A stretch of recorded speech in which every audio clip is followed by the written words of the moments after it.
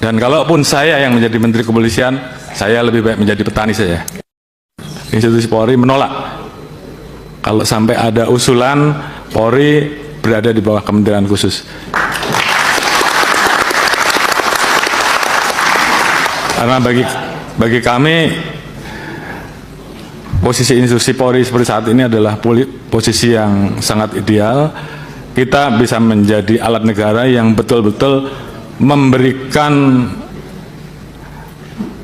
pelayanan kepada masyarakat di bidang Harkamtibmas, di bidang hukum, di bidang pelindungan, pelayanan. Di satu sisi kita betul-betul bisa berada langsung di bawah Bapak Presiden, sehingga pada saat Presiden membutuhkan kami, maka kami bisa bergerak tanpa harus ada kementerian-kementerian yang kemudian tidak mau, ini menimbulkan potensi matahari kembar menurut saya. Jadi kalau tadi saya harus memilih karena beberapa kali ada yang menyampaikan Kapolri sudah 5 tahun, kalau saya harus memilih, dan kemarin sudah saya sampaikan, bahkan ada beberapa orang yang menyampaikan ke saya lewat WA bahwa mau enggak Pak Kapolri jadi Menteri Kepolisian. Dalam hal ini saya tegaskan bahwa di hadapan bapak-bapak dan ibu-ibu sekalian dan seluruh jajaran, bahwa saya menolak polisi di bawah kementerian.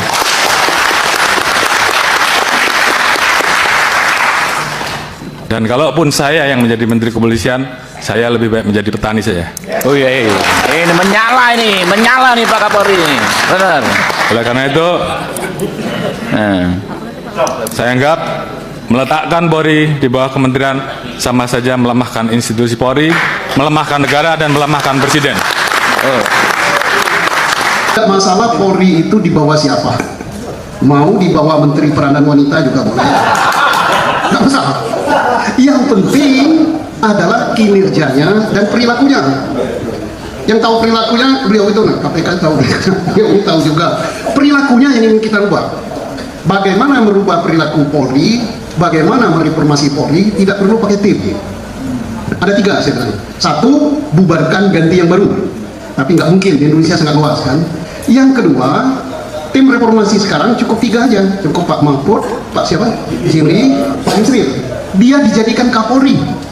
Jadikan Kapolri, Kapolri yang lama pensiunkan, mereka jadi kolektif kolegial kayak pimpinan KPK. Berapa lama diberi tugas? Setahun atau 2 tahun. Setelah bagus, ditarik Presiden, serahkan lagi ke Kapolri. Ada yang bertanya, melanggar undang-undang. Undang-undang kan tidak kuat lah dirubah. Presiden di Indonesia itu sangat kuat sekali, luar biasa. Dia bisa buat perpu.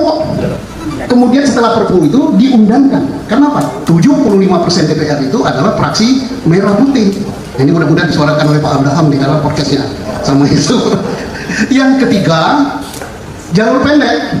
Panggil aja perwira tinggi yang bagus, kasih tugas oleh Presiden. Kamu harus menertibkan polisi 3 bulan. Kalau tidak, kamu saya ganti. Daripada saya gagal secara konstitusional, nah kalau tim sekarang seandainya gagal mereka ini, maka Presiden secara konstitusional dia gagal. Besar risikonya ini. Nah, oke, selesailah urusan Polri. Selesai. Kita sekarang tadi ekonomi sangat tertarik.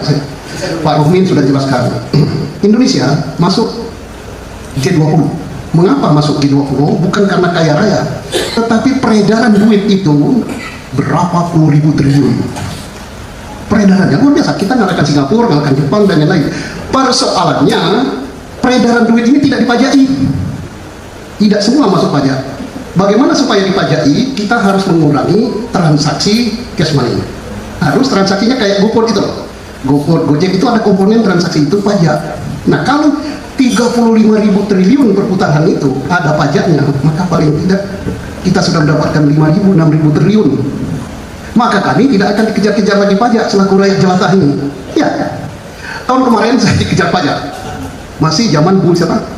Sering. Saya harus bayar 16 triliun, 16 miliar kekurangan bayar. Kita lawan, karena mereka salah hitung dan mereka berburu di kebun binatang.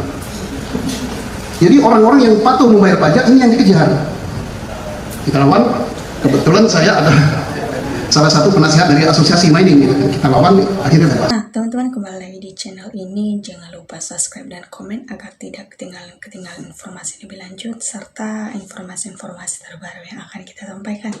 Nah, teman-teman, dalam cuplikan-cuplikan video tersebut ya, sangat-sangat menarik sekali untuk kita bahas, yang dimana di situ Listio dihajar habis atau dibantai habis karena banyak hal-hal yang sudah ia lakukan ya untuk kehancuran negara kita. Ya, makanya Kapolri ini dihantam habis ya oleh Duanji ini atau Susno Duanji. Nah, dalam pembantaian tersebut mengenai tentang kelanjutan yang terkait dengan kasus-kasus, apalagi juga mengenai tentang ijazah Bapak Jokowi. Ya, dalam hal itu banyak hal-hal yang dikasih paham kepada mereka. Ya, di situ terlihat dengan jelas bahwa Susno Duanji ini yang memberikan pernyataan mengenai tentang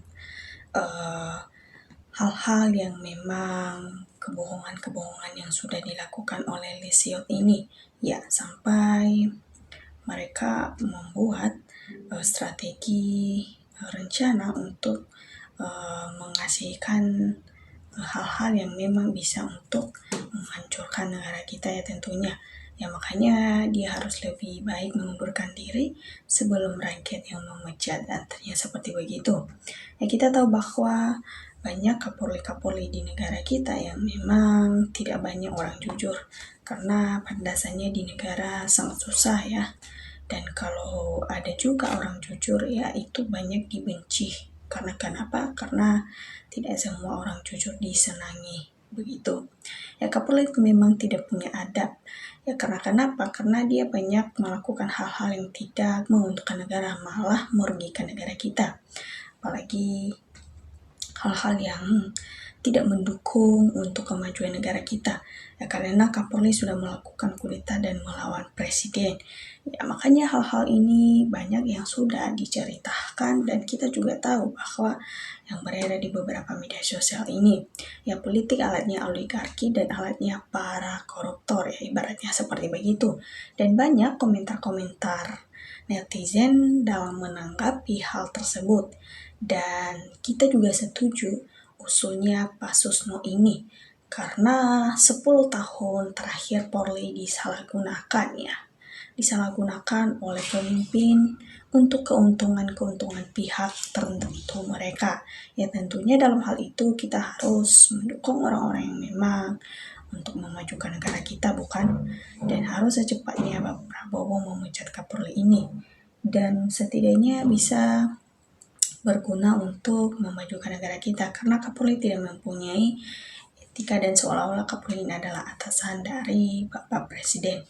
Nah, tentunya bahwa banyak juga hal-hal yang sudah kita tahu dan memang pantas, dan guru ini bilang anggota dewan persis seperti anak TK, dan kerjanya ini seperti tepuk tangan aja, dan alih-alih menguasai mitra kerjanya ini yang malah dikasih amplos seperti begitu.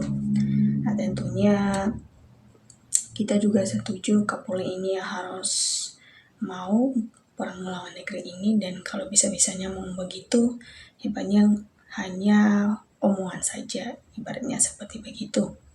Nah, selanjutnya juga kita tahu penjelasan dari Susno Duanji ini ya terlihat memang agak emosi, karena kita tahu bahwa kelembagaan yang dibawanya adalah lembaga pembantu presiden, dan kata-katanya itu walaupun sampai di titik darah penghabisan ini memang sudah melewatkan batas kita untuk membela negara kita, tentunya seperti begitu. Dan banyak Polri menolak polisi di bawah kementerian ini karena bebas juga ya, seperti begitu teman-teman.